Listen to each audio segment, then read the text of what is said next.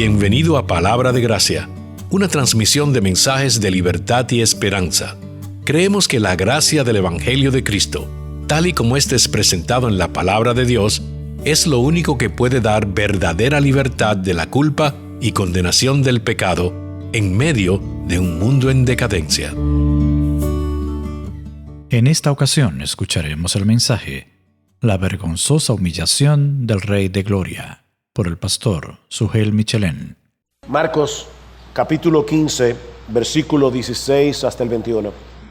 Entonces los soldados le llevaron dentro del palacio, es decir, al pretorio, y convocaron a toda la cohorte romana. Le vistieron de púrpura y después de tejer una corona de espinas, se la pusieron. Y comenzaron a vitorearle: ¡Salve, Rey de los judíos! Le golpeaban la cabeza con una caña y le escupían, y poniéndose de rodillas le hacían reverencia. Y después de haberse burlado de él, le quitaron la púrpura, le pusieron sus ropas y le sacaron para crucificarle. Y obligaron a uno que pasaba y que venía del campo, Simón de Cirene, el padre de Alejandro y Rufo, a que llevara la cruz de Jesús.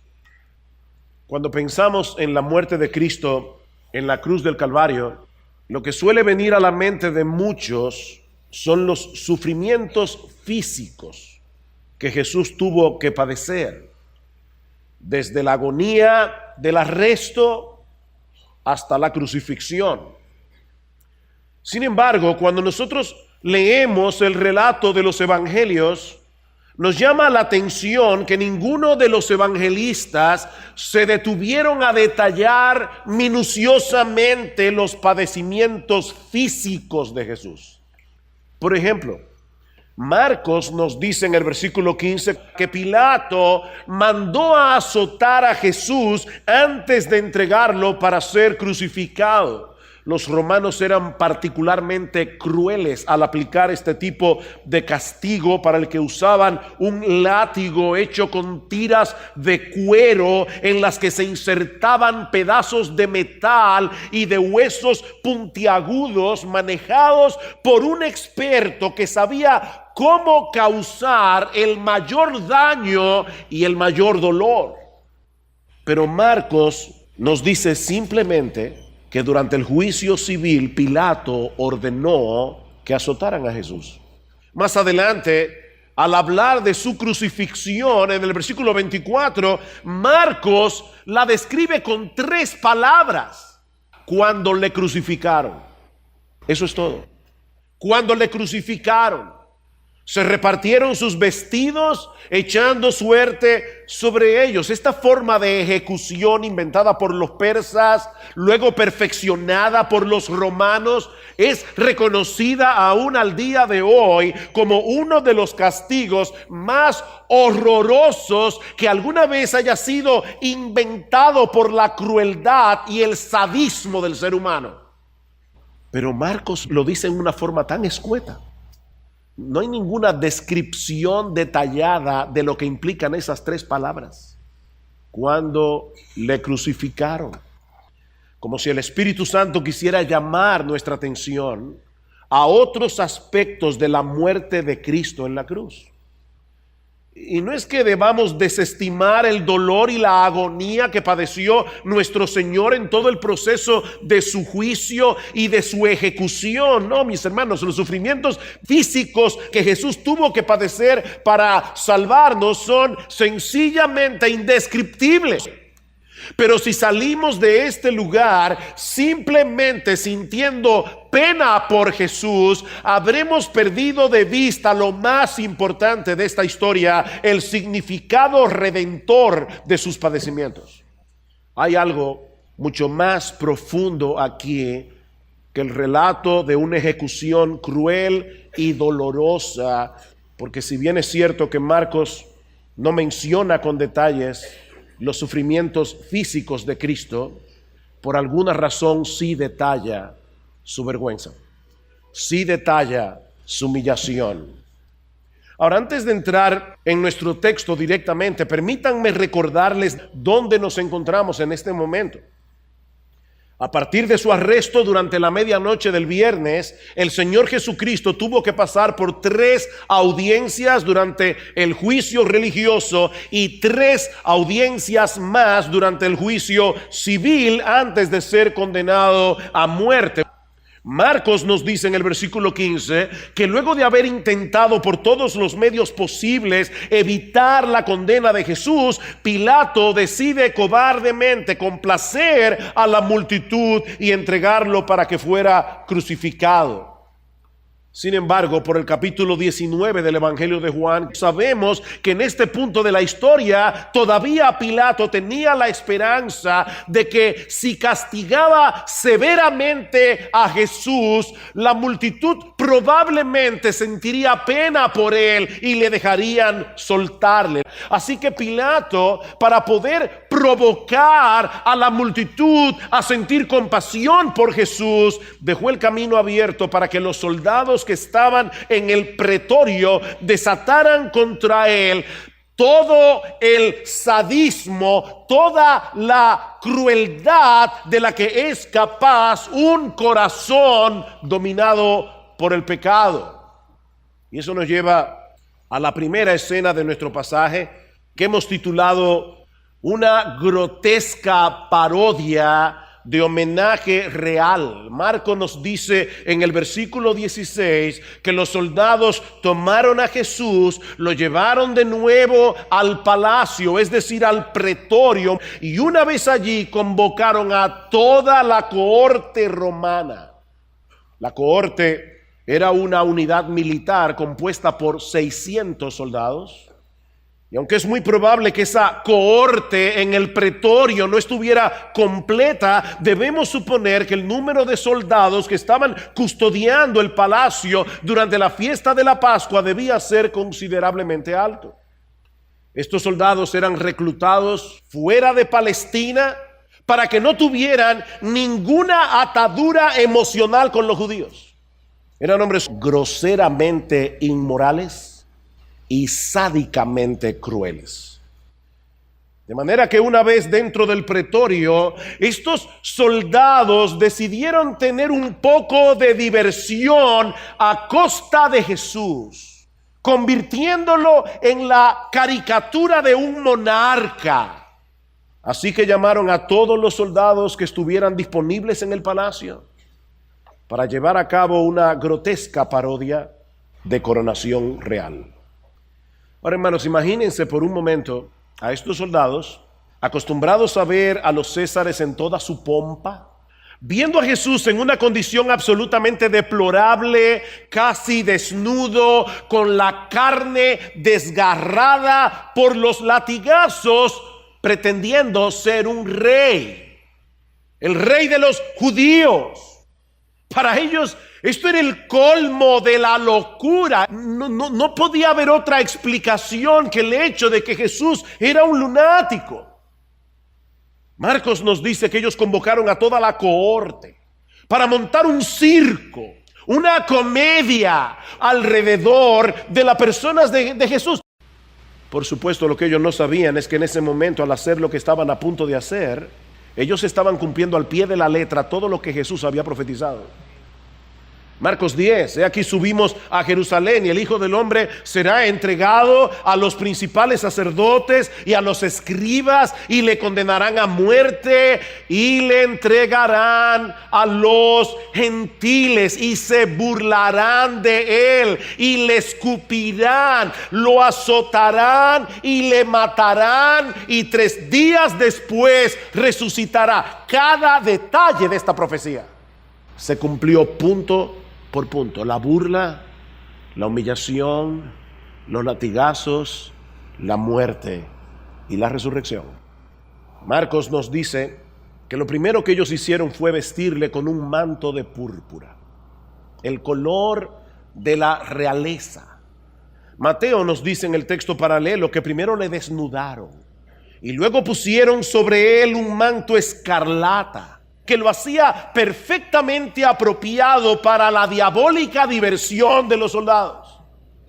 Y para completar la parodia, uno de ellos encontró algún arbusto de espinas y le tejió una corona, simulando la corona de laurel que solía llevar el César, y la colocó sobre su cabeza para añadir dolor al insulto.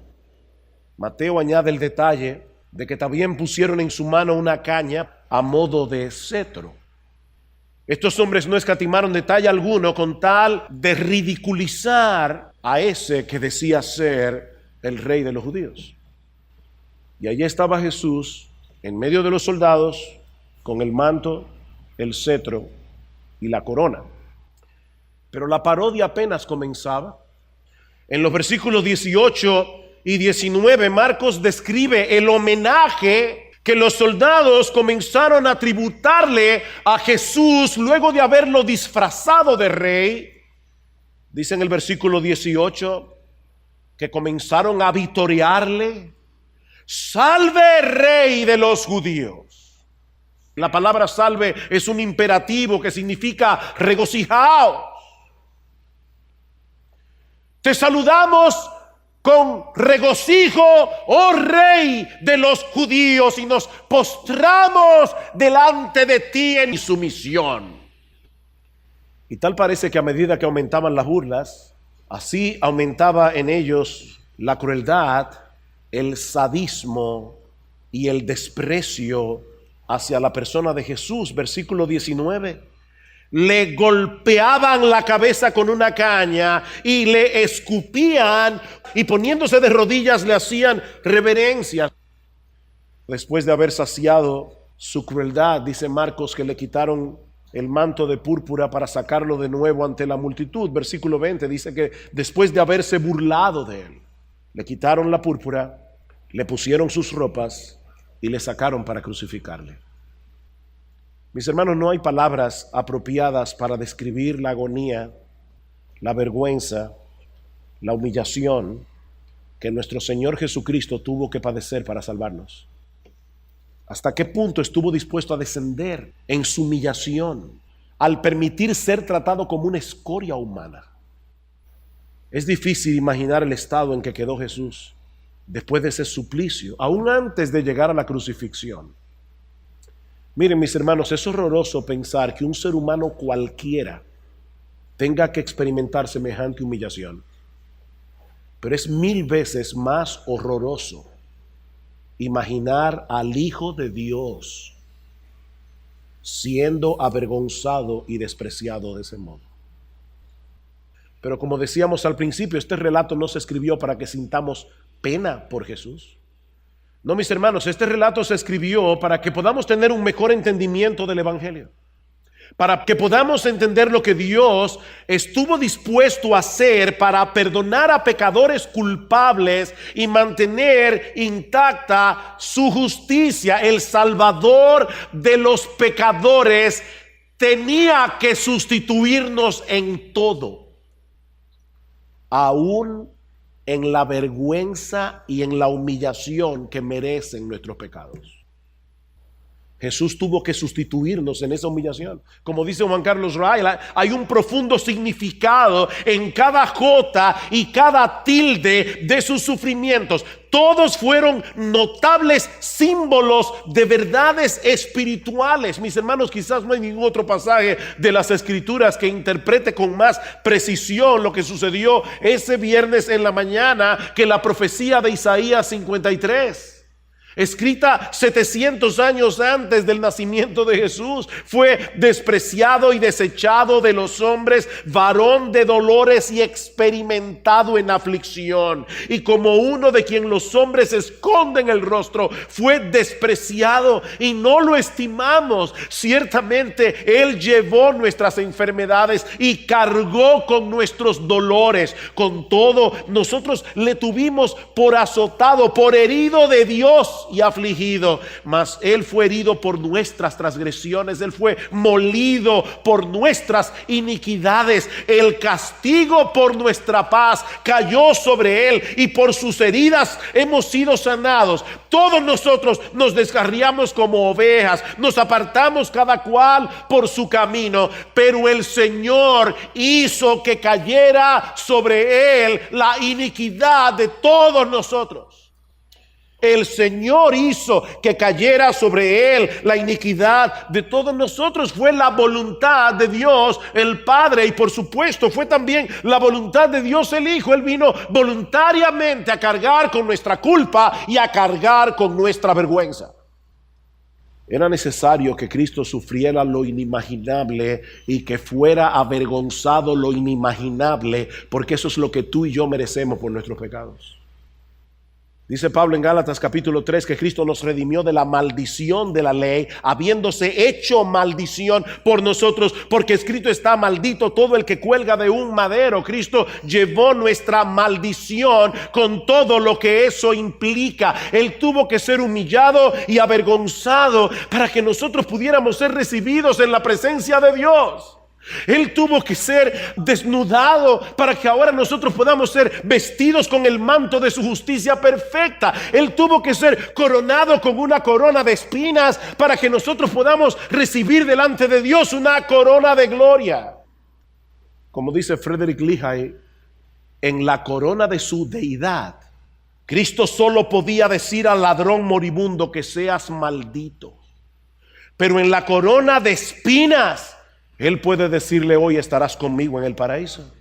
En la corona de su deidad, Él solo puede decirle a una Magdalena o a un publicano: apártate de mí. Pero en la corona de espinas puede decirle: ve en paz, tus pecados te son perdonados. Jesús se identificó plenamente con nosotros en nuestra pecaminosidad, para que nosotros podamos identificarnos plenamente con Él en su justicia.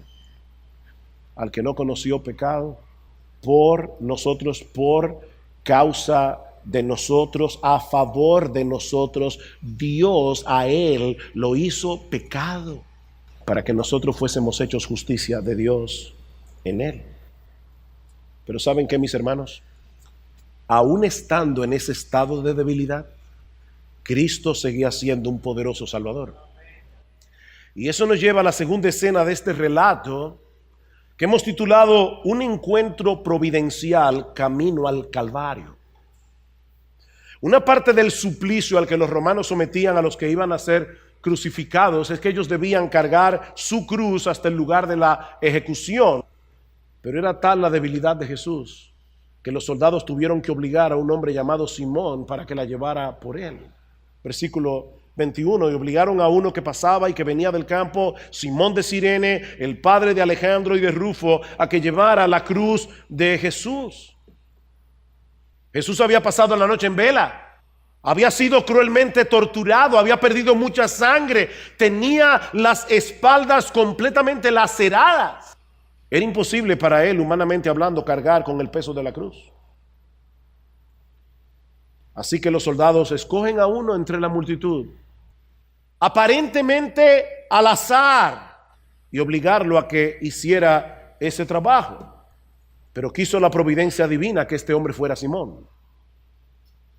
Los tres evangelios sinópticos, Mateo, Marcos y Lucas, nos dice que Simón era de Cirene, es decir, de la costa norte de África, donde había una colonia judía bastante numerosa. Pero Marcos es el único que añade un detalle fascinante, y es que este Simón era el padre de Alejandro y de Rufo. ¿A qué viene esto? Y debemos suponer, porque él no dice nada más acerca de estos dos individuos, debemos suponer que eran hombres muy conocidos para los creyentes en Roma. Recuerden que fueron los romanos, los creyentes de Roma, los que recibieron originalmente el evangelio de Marcos. Y Marcos no dice nada más porque él sabía que Alejandro y Rufo eran bien conocidos en la iglesia en Roma. De hecho, algunos identifican a este Rufo con el que Pablo menciona en sus salutaciones finales En la carta a los romanos, en Romanos capítulo 16, versículo 13, le dice: saluda a Rufo y a su madre, que es como mi propia madre, dice Pablo. Mis hermanos, Dios usó este encuentro providencial para que el evangelio llegara a esa familia.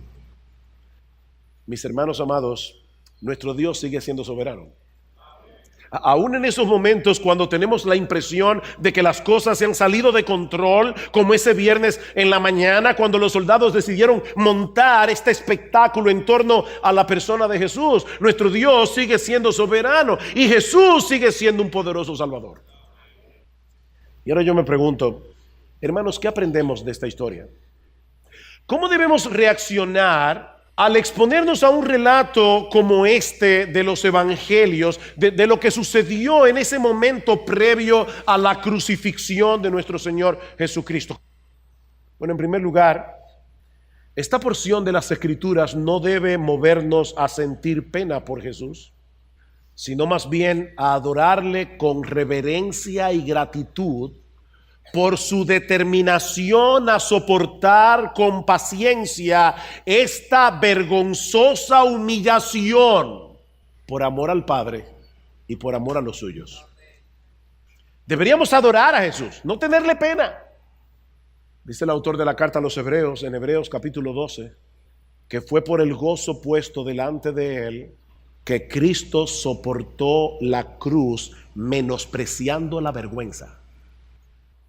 Isaías 53, debido a la angustia de su alma, él lo verá y quedará satisfecho. Por su conocimiento, el justo, mi siervo, justificará a muchos y cargará las iniquidades de ellos.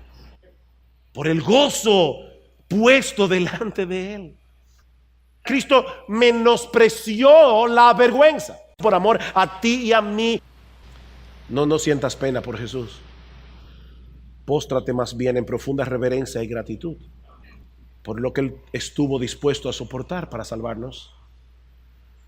No es de extrañar cómo Pablo dice: el amor de Cristo nos constriñe. El amor de Cristo nos constriñe pensando esto, que si uno murió por todos, luego todos murieron. Y por todos murió para que los que viven ya no vivan para sí. Tú dices ser cristiano. Cristo murió por ti para que tú vivas para ti.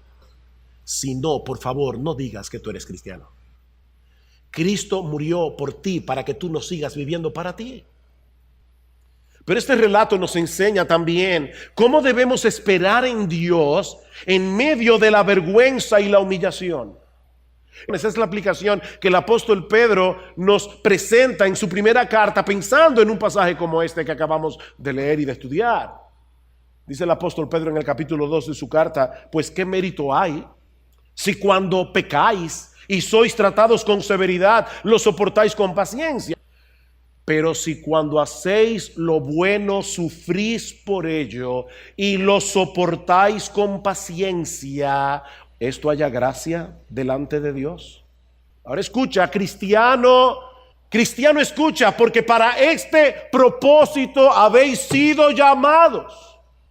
Pues también Cristo sufrió por vosotros, dejándoos ejemplo para que sigáis sus pisadas, el cual no cometió pecado, ni engaño alguno se halló en su boca, y quien cuando le ultrajaban, él no respondía ultrajando, cuando padecía no amenazaba, sino que se encomendaba a aquel que juzga con justicia. Él encomendó su causa a Dios, sabiendo que él no sería avergonzado. Y Pedro dice: sigan ese ejemplo. Así que, mi hermano, la próxima vez que tú te encuentres a ti mismo pensando que hay alguna humillación que tú no puedas ni tengas que soportar, mira a Cristo en el pretorio, mira a Cristo en el Calvario. Mira al Hijo de Dios soportando las injurias con paciencia, y luego pregúntate: ¿quiénes somos nosotros sin la gracia de Dios? Lo que estoy preguntándote es: ¿quién te crees tú que eres? ¿De verdad tú no puedes soportar ser humillado?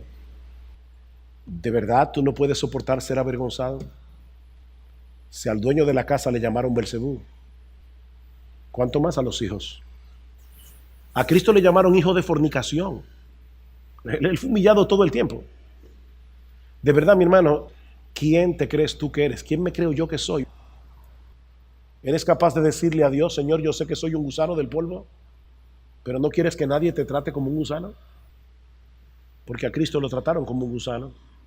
Y Él era nada más y nada menos que la segunda persona de la Trinidad encarnada.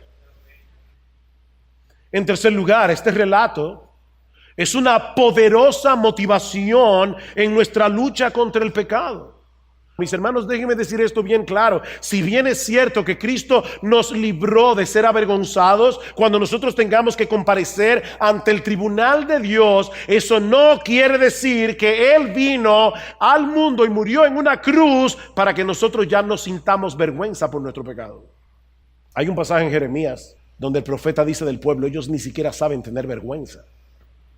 Y para serles honesto, a veces veo fotos que algunos cristianos publican en Facebook o en Instagram y me pregunto, ¿de verdad ellos saben tener vergüenza?